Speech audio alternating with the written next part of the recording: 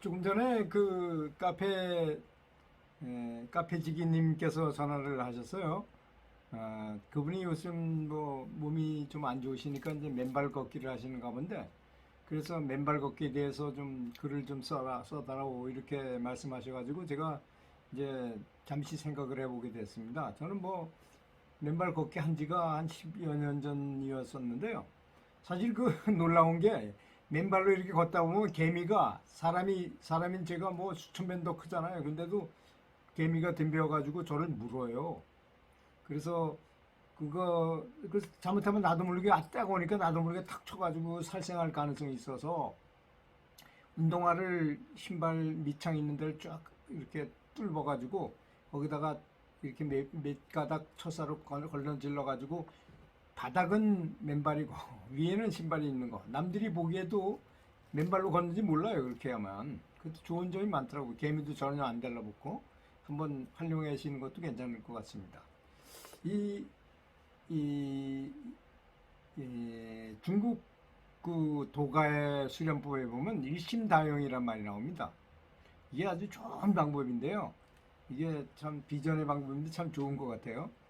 자, 신체 건강을 위해서 맨발 걷기를 하면서 동시에 또 자비심을 기르는 거예요. 어떻게 기르느냐? 가다가 이제 주로 맨발 걷기 하는 곳이 뭐 나무가 있는 곳이 많잖아요. 나무나 개미나 뭐 하여튼 모든 것들에 대해서 이 감사하는 마음, 사랑하는 마음을 쫙 뿜으면서 다니는 거예요. 내보내 발출하면서. 그렇게 하면 점점 더, 그리고 뭐든지 다 감사하는 걸로 바꾸는 거예요. 뭐 갑자기 무슨 생각이 들어도 그거 나 미운 사람이 생각나도 그 사람 그걸 감사함으로 바꾸고 다 그걸 돌리는 겁니다. 감사한 훈련을 하는 거죠. 부처님이 말씀하신 무량심을 훈련하는 거죠. 말하자면 그걸 동시에 하는 겁니다. 맨발 걷기는 첫 번째 효과가 자기 건강 진단을 할 수 있다는 것입니다. 그래서 벽에다가 저도 벽에다 붙여놨는데요. 발바닥 그 혈도 있죠. 혈자리 그림 그걸 붙여놓고 걸어보세요. 걸어다가 어디가 아픈지를 이렇게 기억했다가 점검해보면 내 몸 중에 어디가 안 좋은지 다 알게 돼요. 건강진단법 중에 아주 좋은 방법입니다. 돈도 안 들면서 할 수 있는 방법이거든요. 꼭 그렇게 해보시기 바라겠습니다. 첫 번째는 맨발 걷기를 하면 내가 어디가 안 좋으면 그 부위가 아프다는 것입니다. 그래서 내가 어떤 병이 있는지 확실히 모른다 해도 대충 알게 된다는 것이죠. 그 건강 진단이 된다는 거. 그다음에 두 번째는 눈이 침침한 경우가 많잖아요. 그럴 때는 뒤꿈치를 들고 앞꿈치로만 걸어요. 그러면 이제 발가락 두 번째 발가락, 세 번째 발가락 사이에 그 마디 있는 데가 그 안쪽에가 그 눈을 지배하는 그 혈자리가 있는 곳이잖아요. 그래서 그걸 앞으로 까치발처럼 걷게 되면 눈이 좋아지는데 분명히 확실하게 그렇더라고요. 제가 해봐도.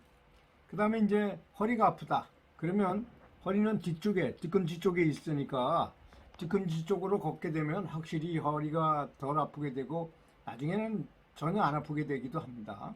이걸 꼭 알고 하시기 바라겠습니다. 그 다음에 이제 발바닥을 이렇게 만져보면 저도 발바닥 가운데쯤에 무슨 동그란 콩알만한 게 있었는데요. 계속 걷다 보니까 이제 없어졌어요. 그게 이제 좀 딱딱하고 어떤 확실한 덩어리였는데 지금은 다 풀어졌어요. 그게 없어져 버렸어요. 그 다음에 이제 처음에 흙바닥을 걸어도 좀 약간 아프고 그렇지만 나중에 이게 숙달이 되면요. 흙바닥 같은 데는 좀 이게 재미가 없어요. 오히려 자갈밭 같은 데를 걷고 싶은 생각이 들어요. 오히려 자극을 더 주고 싶어지거든요. 그러니까 이것도 많이 하면 할수록 점점 더 큰 자극을 원하게 되더라고요. 근데 뭐 이건 접지, 뭐 아시죠? 몸에 있는 인체 정전기가 다 이제 빠져나가려면 한 30분은 해야지 그런 효과가 있다 그래요.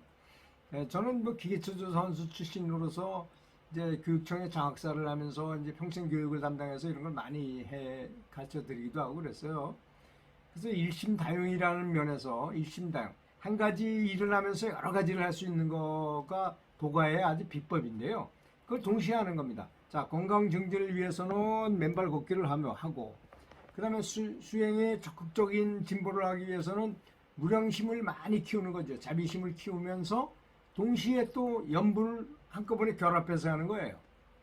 근데 자비심을 키우는 거 어떻게 합니까? 나무 뭐 개미 뭐 여러 가지가 있는 데를 걸어가잖아요. 그럴 때 보내는 거죠. 내 거를 다 보내는 거예요.